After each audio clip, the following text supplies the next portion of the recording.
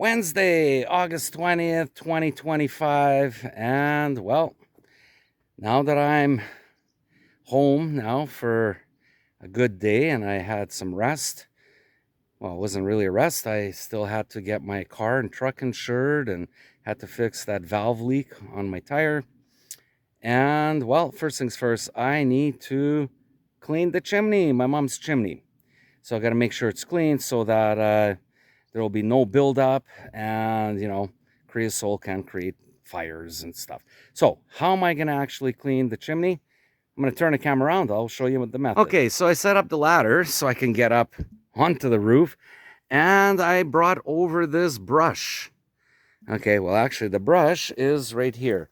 So it's a wire brush on this pole, and there's even some string attached to it. So what I got to do is I got to climb up over here onto the roof, then grab the pole and put the brush in through the top and start scraping up and down slowly with movements of about 30 centimeters, so 1 foot, and slowly all the way down to the ground level and to the basement down below.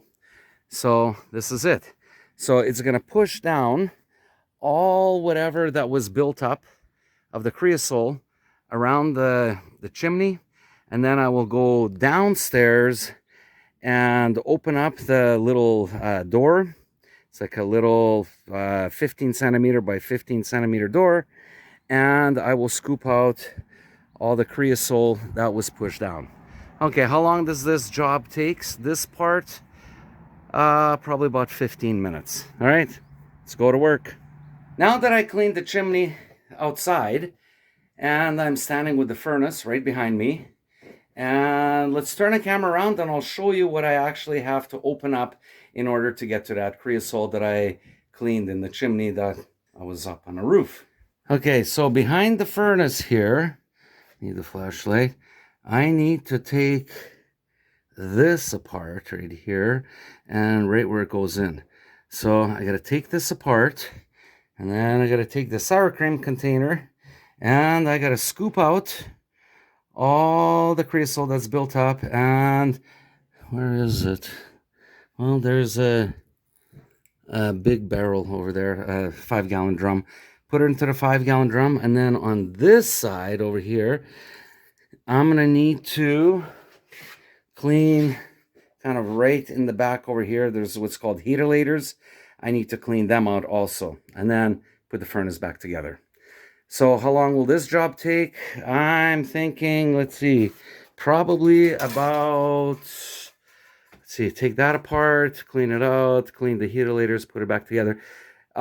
Maybe 30 minutes, maybe 45 minutes. All right, back to work.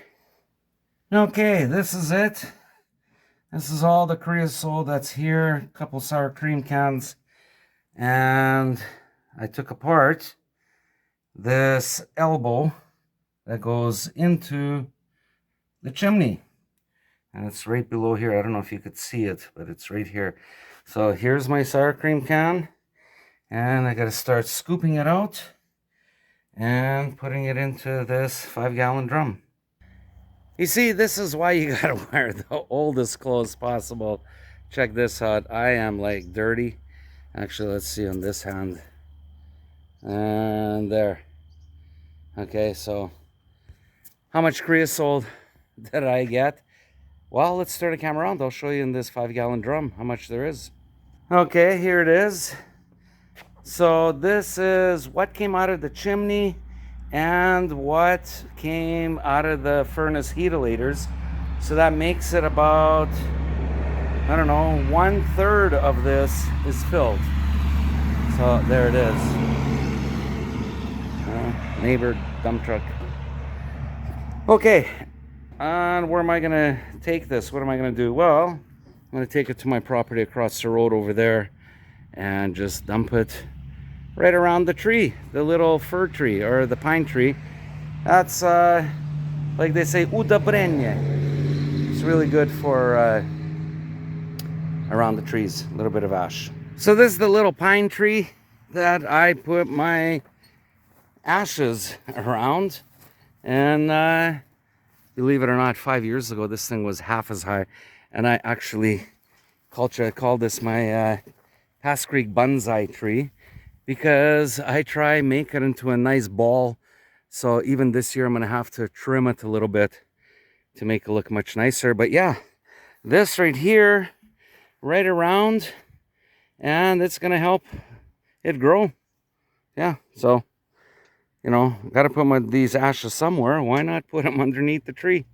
Now that I have my mother's chimney cleaned and the furnace heater laters all cleaned out, I brought the truck over to my wood pile, and I'm going to load up the firewood. Let's go take a look at what I got to load up. All right, here it is. I've got some fir and larch. So here's the larch. So in Russian it's called lisminice. And I've got some fir. Here's the fir right here called yolka. And I got to start loading this up. Use the truck as a wheelbarrow. Load it up and haul it down to the house. I took everything that was in this row, that was right here. Well, it's gone now. And part of this row right here. And put it onto the truck. Let's see if we can get a better look here. This is my tachka and my wheelbarrow. So load it up. Now I got to start it up and take it to the house and unload it. So I brought the truckload of firewood here to the carport. Now I got to unload it. And I'm going to be stacking over here and taking into my mother's basement. So how much firewood do I need into the carport? Well, see the black line right there of tarp that I have, so it's going to be just a little bit higher than that. 2 full rows and possibly a half row. So yeah, there's going to be a lot of firewood here. It's so much easier to have it here than have my mother going in the wheelbarrow or getting the wood with the wheelbarrow in the wintertime. So making sure that my mother is all set up with the firewood. All right, let's start unloading this. Everything has been unloaded. It's in the carport here. So truck is empty. Carport is full. Well, not quite. Okay, so I'm going to take a break now. And we'll take things one at a time. Yeah, it's a pretty warm day today, so I decided I'm going to take a break for the afternoon. And then in the evening, I will continue to start stacking this. All right, let's take an extended break.